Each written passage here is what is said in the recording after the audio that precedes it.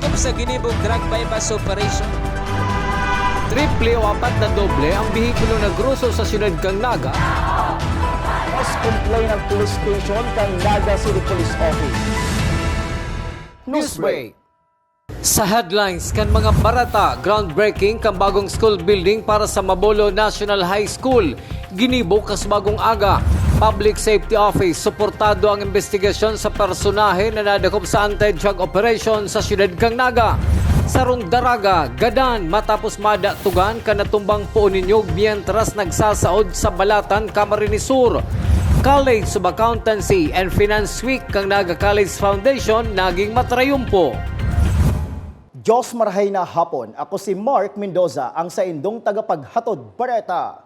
Tinututukan kan Public Safety Office ang kaso kan saro nindang empleyado na nadakop sa ginibong anti-drug bypass operation sa Barangay Triangulo, Siyudad ning Naga. Suportado kan PSO ang ginigibong investigasyon kan mga otoridad. Aramon taman ng kumpletong detalye sa report ni Melvin Machado.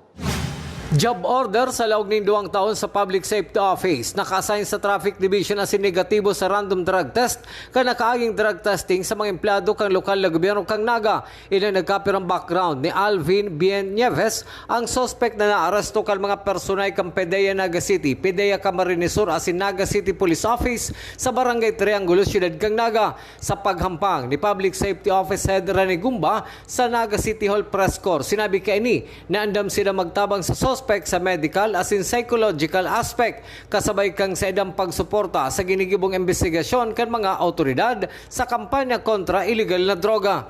Ako po, ang coordination mi na lang duman sa personnel kung nangaipuhan ng asistensya, tatabangan taman. Dahil, although nangyari yan off-duty, dahil konektado sa trabaho, so sa iyang naging sitwasyon, ang pagkakaarap ko nga ni, garuharong ninda ito. So, pinangyarihan. So, dahil ko ma-confirm. But, we are ready to assist in any way na matabangan man. Linawon ta. So, pag hiling ta digdiyo, ulit, so problema kang droga, bako sa ng problemang krimen. Ini may problema din na medical, may psychological na aspeto. So mga aspetong yan, kung matatabangan, matabang kita. Ang kaso kang suspect na si Nieves ang ipinaabot naman sa Human Resource Office as nakaabot na sa kaaraman ni Mayor Nelson Legacion. Depende po yan sa HR sa kay Mayor Son. Naipasa mi na so circumstances and then we will await the decision. Kung matatandaan ko, garo so announcement baga kang sa tong alkalde, we will have no tolerance once that is proven positive. Ang Public Safety Office ang natapos pasanakang silang mandatory drug test para sa mga empleyado na permanente as in job order status. Para sa GNN-TV48 Naga, Melvin Machado, Newsbreak. Mientras tanto, pinapakalma sana ni Public Safety Head Rene Gumba ang ibang empleyado kan sa indang opisina na nahahandal sa magiging epekto kan pagkakasabit sa illegal na droga kan saro nindang kaibahan. Susog kay Gumba, halato na lang ang kaluluwasan na investigasyon na pinaggigibo kan mga otoridad. Kadakol sa mga personalis kang PSO ang nagahadit na kariribukan na naman, may mga problema na naman. Ako kalma lang, may mga pagkakataon na ang gibo kang mga pag-iribata dahil taman kontrolado. So ang gibo kang saro bako man refleksyon kang kagabsan. So maintindihan ta lang po na may pinag-aagihan man ang kada saro sa tuyang mga personahe. Ang pakiulay ta lang, do not impose judgment hanggat dai malinaw so mga facts and details and halaton ta so proseso kang investigasyon. Padagos pa sa mga bareta, 2 personahe kan Public Safety Office ang yaon ngunyan sa pag-atindir kan Geographical Information System seminar sa Metro Manila. Sa paliwanag ni Rene Gumba kan PSO, ang nasabing teknolohiya ang gagamito na sa syudad para sa mas marikas na pagresponde. Ang location subuot kang kada establishmento asin harong sa Naga ang nakabugtak na sa sarong mapa na tulos madaling mahanap. Geographical Information System. Ini so teknolohiya baga na sa mga lugar mo digdi sa syudad nakamapa na gabus asin nakatag na. Halimbawa, pag iniling mo sumapa, sasabihin sa imo, hain so bangko, hain so harong ni arog kaning tao. Ang arog kay na teknolohiya, gagamiton ta na para mas mapabilis sa pagresponde kang sa itong mga ambulansya, kang sa itong mga pulis, kang sa itong mga bumbero. Sa iba pang bareta, groundbreaking ceremony para sa duwang-story building kan Mabolo National High School ginibo kan subagong aga. Detalye sa report ni Melvin Machado. Pinanginota ni Danaga City Mayor Nelson Ligacion, School Division Superintendent kang DepEd Naga, Mr. Manny de Guzman, Mabolo Elementary School Principal Venus de la Cruz, ang groundbreaking ceremony kang duwang iskalo na may 6 na classroom para sa mumuklaon na Mabolo National High School. Inina ang ikalimang eskwela na nahaman sa erarom kang Ligacion Administration na sobrang ipinagpapasalamat ni Mr. Manny de Guzman kang DepEd Naga. Resulta man subot ini kan pagtatabangan kang lokal na gobyerno asin kang DepEd. Sa pag-put up kay aning bagong eskwelahan, kay riba sa requirements, dapat igwaning resolution, recommendation, hali sa LGU. Kaya naging marayman so sa muyang partnership, nagkaigwaning realization, so pangarap, and ngunya nasa ikalima na kitang eskwelahan. And magayon po ini na makakatabang sa padagos na plano kang city government na ma-decongest itong mga overcrowded classes sa Camarines Sur National High School, and then para mas mairani sa mga tao and sabi nga ni basic services kaya ba ng edukasyon. Maging si Principal Venus de la Cruz kan Mabolo Elementary School ang nagpaabot maning kaugmahan sa pagkakaigwana nin pansekundarang eskwelahan sa Barangay Mabolo. Kasabay man giraray ang pasasalamat sa mga opisyales kang lokal na gobyerno kang Naga. Maugmahon po akong maray. Taigwa na po kita ning high school sa Barangay kan Mabolo. Dahil na po kita marayog para po may cater ang gabos na eskwela, especially sa secondary. Thank you so much po kay Mayor Ligacion, as in pag-iriba. Pirmi po siyang supportive sa muya. And lalo naman kay Sir Manny de Guzman or SDS, very happy po ako. Yaon po sinda pirmi para sa karahayan kang mga eskwelahan, kang mga kaakian, asin kan komunidad. Sa mensahe ni Mayor Ligacion, dahil man kani sinolo ang kredito sa pagpatugdok ng edipisyo para sa mga kaakian kang barangay Mabolo, Siyudad kang Naga. Ang support system na yan, nagpupuon po sa mga miyembro kan sangguniang panglungsod na pinapamayuhan po ni Vice Mayor Nenny Diasis. Ninhuli po ta maray ang pag-preside kan sangguniang panglungsod, maray ang padara bilang leader kan City Council, o di mayong gayo po akong problema. Para sa GNN TV 48 Naga, Melvin Machado, Newsbreak. Mientras tanto, natutupad ni Mayor Nelson Ligacion ang sayang promesa na magkaigwanin kadagdagan na eskwelahan sa mga barangay kang siyudad ning Naga. Susog ki City Councilor Lito Del Rosario, Chairman kan Committee on Education sa Sangguniang Panglungsod, saro na lang ang utang ni Mayor Nelson Ligacion, iniiyo ang Salunggigi Elementary School. Saro na lang po ang utang ni Mayor Ligacion. Ito na lang pong Salunggigi Elementary School. With this groundbreaking today, this will mark a milestone sa history po ng education sa Naga City. The local government of Naga is committed to providing access sa mga estudyante ta. Hindi pong Mabolo High School na ni. This definitely will cater to the residents of Mabolo, Triangulo, Tambuco, and even ito pong mayaon sa luwas kang Naga na yaon sa may area yan. Sa pagbabalik kang Newsbreak, babaeng nagsasaod na tumbahanin po ni niyog sa Balatan, Camarines Sur, Gadan. Yan asin iba pang mga bareta sa pagwelta ng GNN TV. 48 Naga, Newsbreak. Dakop sa ginibog drug bypass operation. Triple o 4 na doble ang bihikulo na gruso sa siyudad kang Naga. Mas complain ng police station kang Naga City Police Office. Newsbreak. Mas pinalinaw, mas pinalakas, mas pinalawak. Ang GNN TV 48 Naga, digital na! Kung ang inyong TV sets ay digital ready na, pindutin ang scan o search channel button at makikita ang GNN TV Channel 48.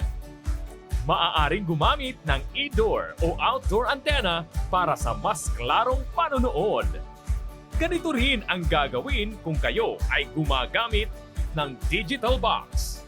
Sa mga susunod na araw, asahan ang mga programang malapit sa puso ng mga Bicolano. Flight attendants, prepare for takeoff, please.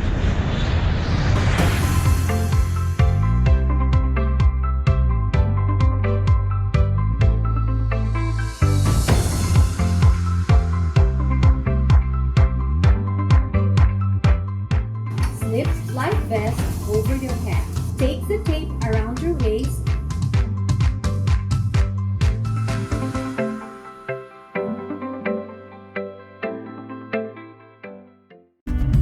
Sa oras ng sakuna, isa sa mga kailangan natin sa ating tahanan ay isang gubag. Ang isang gubag ay naglalaman ng tubig, mga dilata at biscuits upang hindi tayo magutom, energy bars or energy drink, first aid kit, communication devices tulad ng flashlights at batteries, whistles o pito, portable radio, at extra cellphone. Mas mabuti kung meron tayong prepaid load guard. Tools tulad ng Swiss knife at gunting. Maaari din tayo magdagdag ng lubid. At huwag natin kakalimutan ang hygiene kit na naglalaman ng sabon, tissue, toothpaste, toothbrush, at face mask. Sa lahat ng oras, laging bukas, nakahanda ang aming tanggapan. Tandaan, ang Bicolanong alerto, pirming protektado. Work with business executive or turn yourself to become one. Explore the career in the world of business with NCF's Bachelor of Science in Business Administration, major in Financial Management.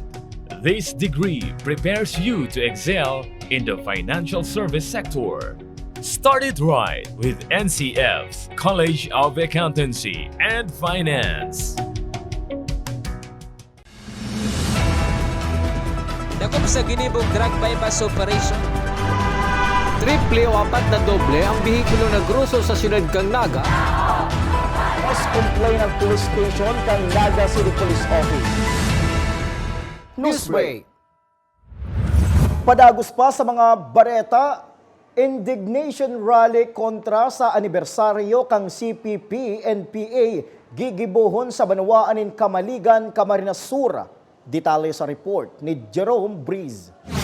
Katakot kan pagselebrar kan ika-54 anibersaryo kan na New People's Army. Ngunya na aldaw, nakatalaan man nagibuhon ngunya na hapon ang indignation rally sa manlain-lain na police station sa Camarines Sur. Sa Kamaligan Municipal Police Station sa panginot ni Police Major Louis Ordonez, alas 5 nin hapon ngunyan. Plano na magkaigwanin aktibidad poon sa boundary kan Banwaan, pasiling sa kasentrohan kan Kamaligan. At sa nganing hapon, magkakagupitan ng itong indignation rally in connection with sa 54th anniversary ng New People's Army. So at sa na hapon, magkakaguan ng walkthrough. Ang tema po ang ngalit kayo yung lakad para sa kapayapaan. So ma-start naman sa boundary kang Naga Kamaligan, di sa may barangay San Roque. Then pasiring po yan digdi sa may Kamaligan Covered. So magkakahugod yan ng indignation rally, participated ng iba-ibang law enforcement agencies, yan ang non-government organization, Coast Guard, BFP Maritime, then mga kikidat members, youth sector, religious sectors. So yan po yan at siyan matiripon kami digdi. Ang nasabing programa, parte kan sendang pagkondenar sa nasabing grupo kay bahan ang manlain-lain na law enforcement agency asin non-government organization kan Kamaligan. Para sa GNN TV 48 Naga, Jerome Breeze, Newsbreak.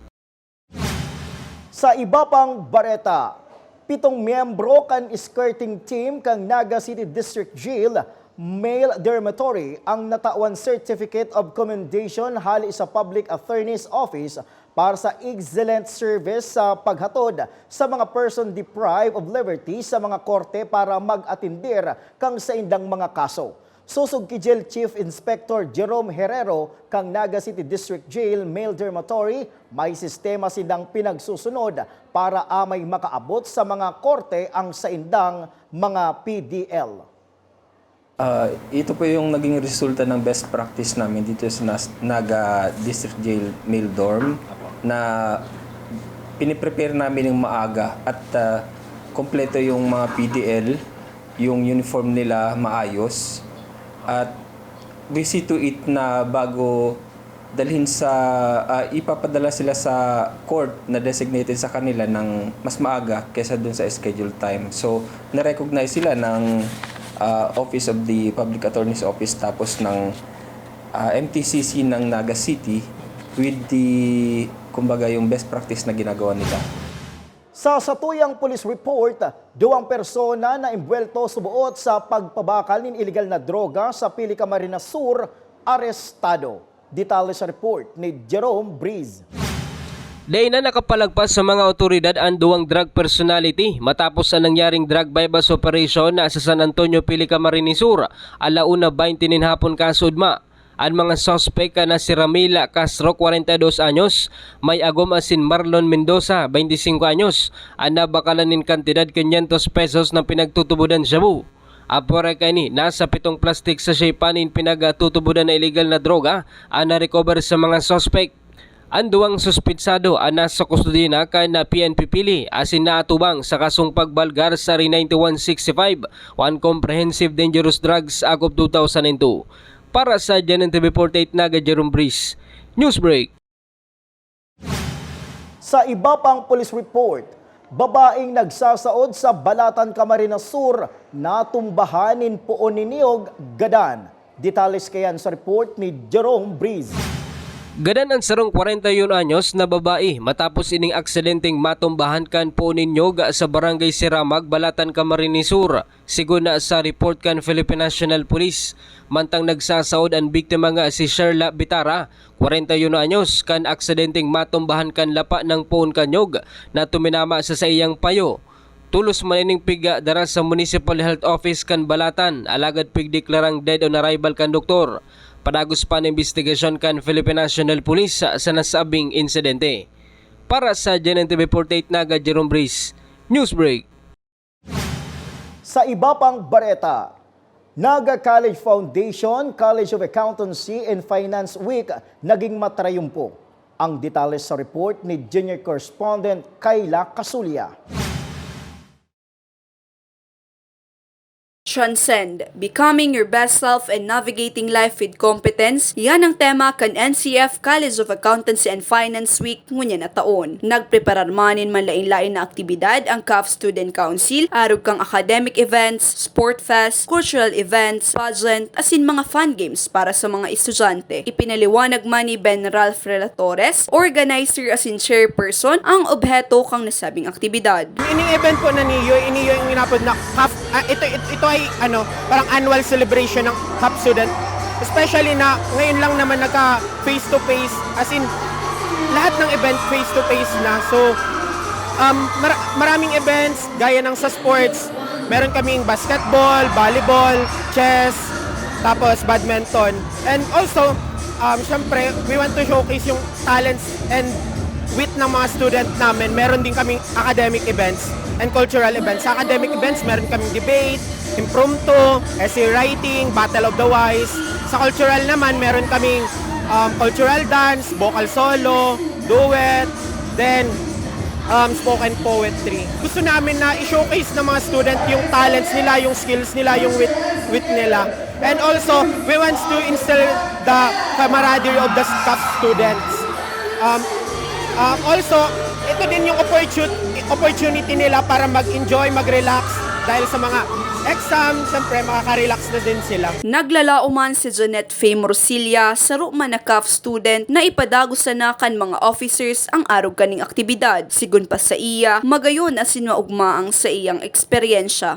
My experience sa CAF Week is masaya, nag-enjoy ako, nagkaroon kami ng in the morning, nagkaroon kami ng Zumba, tapos nagkanta kami ng mass, tapos syempre nag-opening program, tapos pinakita sa amin yung mga representative nurses and escorts sa iba-ibang team and it was fun overall. Importante yung ganitong event para mas nahuhubog yung aking yung talent, tapos yung knowledge para parang mas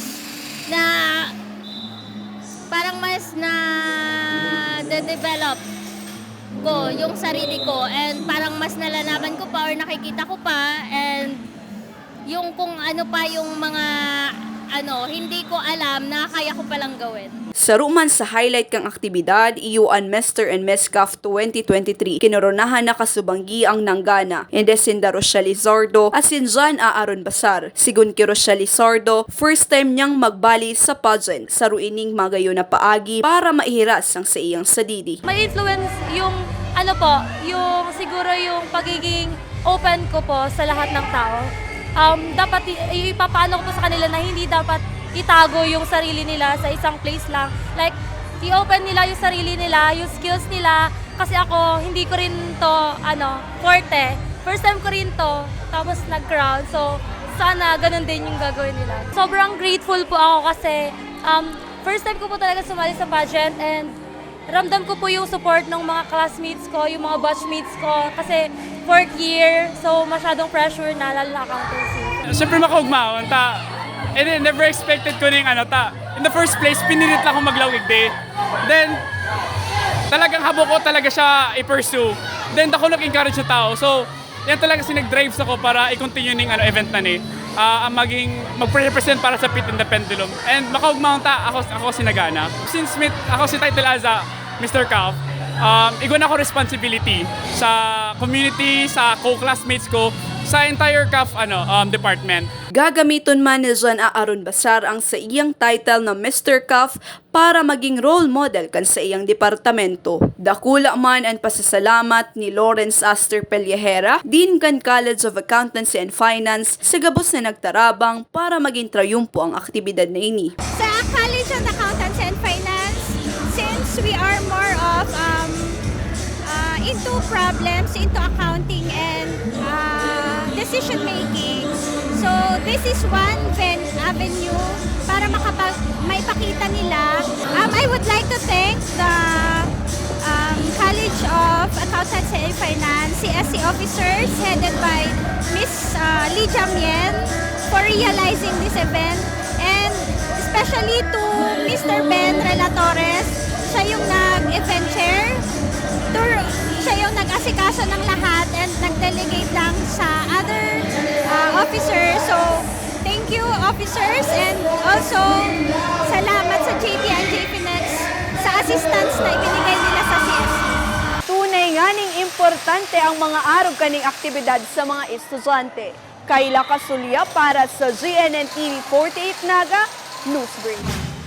Asin yan ang katiripunan kan mga bareta ngunya na aldaw. Day malingaw na bisitahon ang Samoyang official Facebook fanpage asin ilike ang GNN TV 48 Naga para pirmi kitang updated sa mga bareta asin istoryang bida ang Bicolano. Liwat ako po si Mark Mendoza. Digdisa na yan sa GNN TV 48 Naga Newsbreak.